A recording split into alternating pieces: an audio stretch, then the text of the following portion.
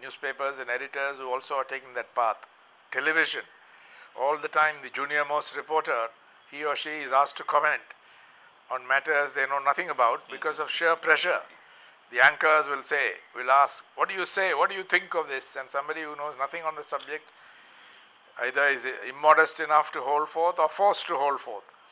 And I see it as worse in television than in newspapers, but the newspapers are also doing it. And I think from the top, the inputs are made that load your copy. If your newspaper doesn't like the views of a political party or leader, then the reporter is allowed to make fun or use various loaded phrases. I can show you on any given day many examples of this, and I think I consciously try to counter this. Sometimes it gets through editorializing in the guise of news. If you do that, I think much better for the freedom of expression. Because if you have highly biased or slanted copies, I think you're provoking intolerant people a lot more. So if you write something on, say, Shivaji in Maharashtra, see what happens.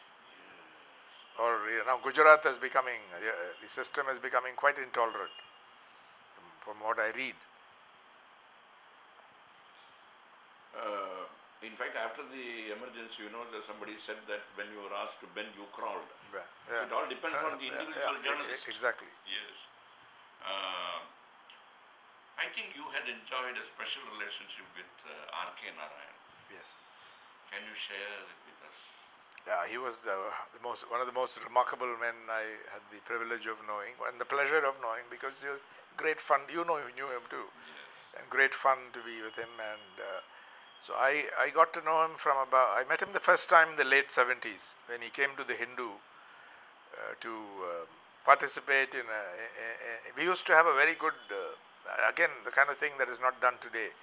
We had a feature called Outlook, where we did it on Sundays in Mr. Kasturi's room with two senior reporters there, and we tape recorded the whole discussion. We'd invite 4, 5 or 6 experts with a moderator there. We would be the moderators, Mr. Kasturi and I,